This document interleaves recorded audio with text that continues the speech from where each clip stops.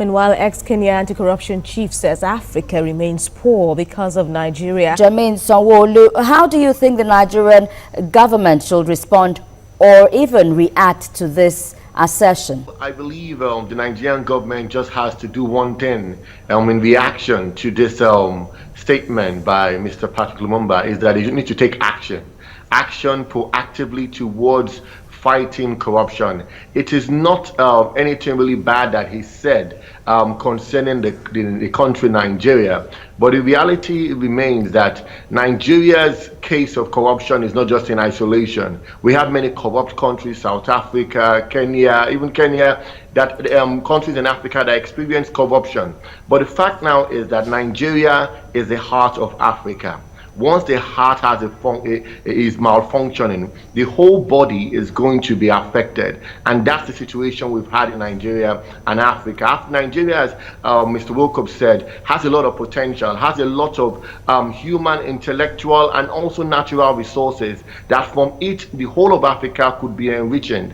But if the culture of corruption is not curtailed, then we will have a problem. A report by the PwC said in 2004 that corruption is costing Nigeria, could cost Nigeria by up to 37% by 2030. Of our GDP, 37% of our GDP by 2030, and it costs Nigeria $1,000 per person. That's as of 2014, and by 2030, it's going to cost us $2,000 per person. So the cost of corruption economically is great, and when you juxtapose that in the African continent, you will see that every 1 in 5 Africans is Nigerian, and we have a role to play, a leading role. So if we get our act in order, definitely Africa will be the better for it. And President Buhari even went as far as acknowledging the description that Nigeria is fantastically corrupt, and has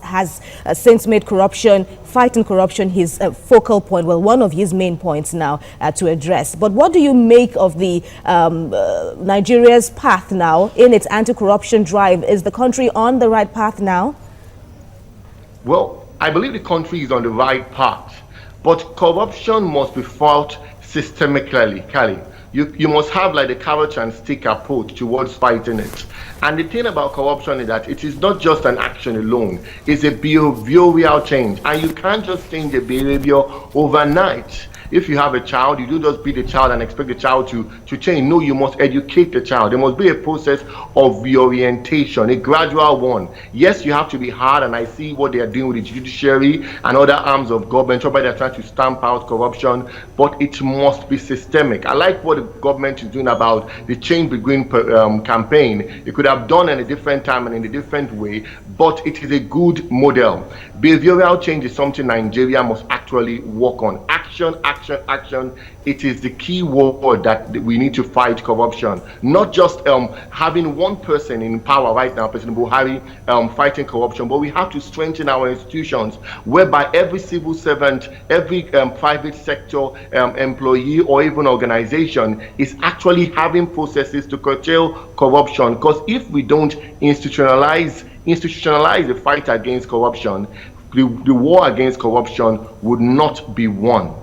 Well, Lumumba also said something about, the next generation or the younger generation not even helping matters, as they see being an office holder as a means now of, getting money, as in they have no problems with being corrupt. They only have problems with getting caught. What are your thoughts? Well, that is a sad analogy of the situation, because it is true. Everybody in our generation is like most people want to actually get a quick fix, microwave technology kind of money, and they believe that going into public office would actually cause them to be rich. Because leadership is by example. We are looking at those ahead of us, whereby they come into office with nothing and they leave with millions and billions of naira, even dollars now. So it's what you see that you actually reproduce in your life. That's why it must start by the National Orientation Agency in Nigeria, and the Ministry of Information has a key role in cultural reorientation and that behavioral change thing that must actually be implemented in our youth and also everyone in the country. Now they are already established models that are out there to actually set up behavioral change. And one of them is like a 5-step process, which says that you must start with the process of pre-contemplation. Some people don't know they are corrupt, so you must let them know the need for them to fight corruption. Then the process of contemplation, start thinking about it, start planning, start aggressively looking at ways to actually fight the systemic corruption. Then you move on to the stage of determination, which I believe we are right now in Nigeria, whereby we have a determined government who is set out to actually fight corruption. Jermaine Sanwoolu, and the legislative arm has to join. Jermaine Sanwoolu, African Affairs Analyst. I'm afraid we'll have to stop you there. We're running out of time. Many thanks, though, for your insights.